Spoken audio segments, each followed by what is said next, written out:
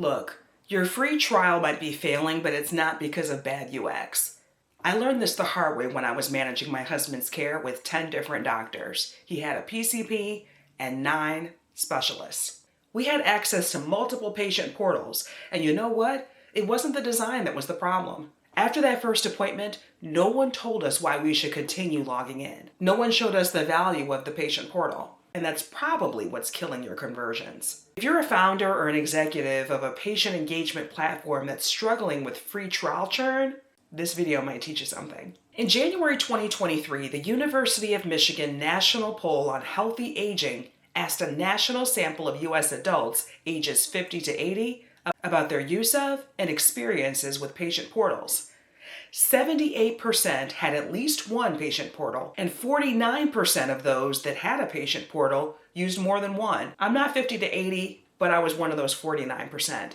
In this video, I'm breaking down the biggest mistake I see companies make during free trials, and it's not what you think. We're going to cover the trials metrics to track in your conversion strategy, the 3 types of content your trial users desperately need, and exactly how to create a patient education framework that turns trial users into loyal customers. By the end, you'll have a clear action plan to fix your trial conversion problem.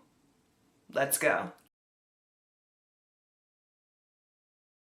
Let's start with the metrics you're probably tracking incorrectly. Most patient engagement platforms are obsessing over the wrong numbers, and it's costing them renewals. Your customer success team is celebrating because trial sign-up rates are up.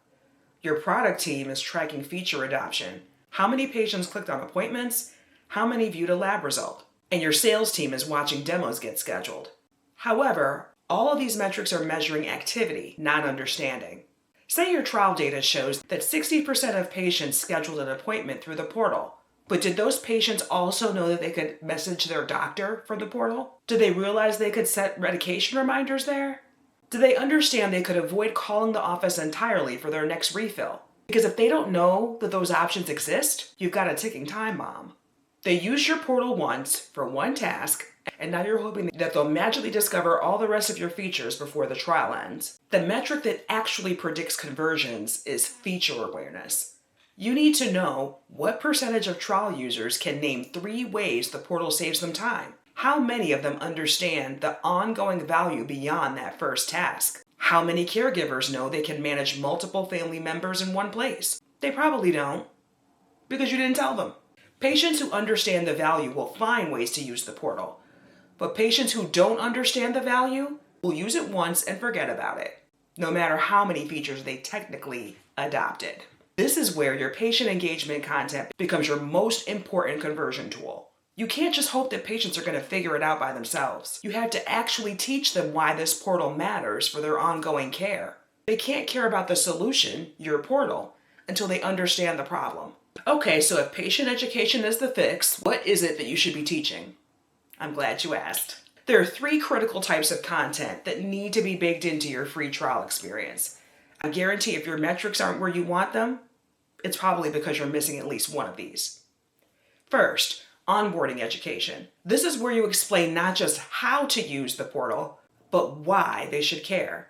And you can switch out portal with product, whatever. You need to educate them and help them understand why they should care. When patients first log into your portal, they're not thinking, wow, I can't wait to explore all these features. They're thinking, all right, I've got 5 minutes. What do I need to do now? Your onboarding needs to immediately answer the why should I keep coming back question. So show them the 3 features that will save them the most time. Tell them they can skip the phone tree. Make it crystal clear what's in it for them. Second, ongoing value reminders. This is the content that will keep patients engaged after the first login. You need automated strategic touch points that remind patients of features that they haven't used yet, maybe because they don't even know about them. Did they schedule an appointment but never check out the messaging feature? Send them a quick tip. It could be a little pop-up or a tooltip. Did they view one lab result, but they don't know how to track trends over time? Show them. Do a little 30 or 60-second demo video.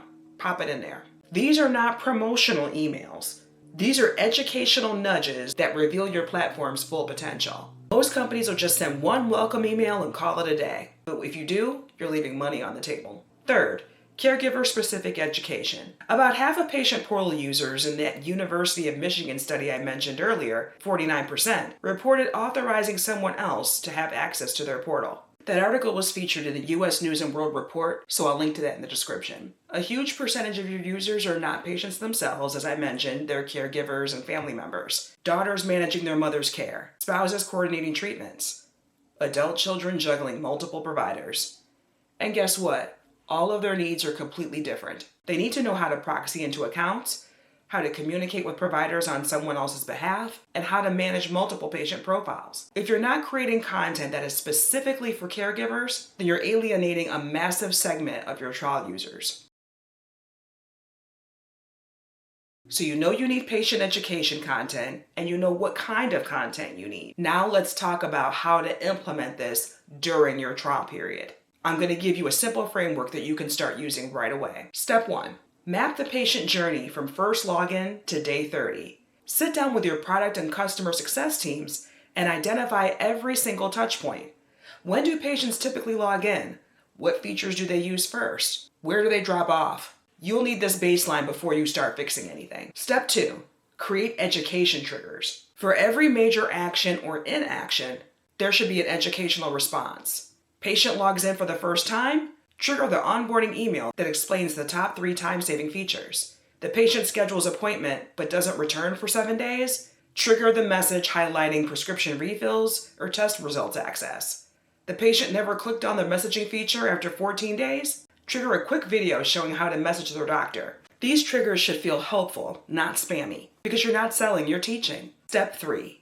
Test and optimize with real users. This is a very critical step. User experience without user research and content design, you're losing. Don't just sit there and guess and speculate on what you think your users need to know. Ask them.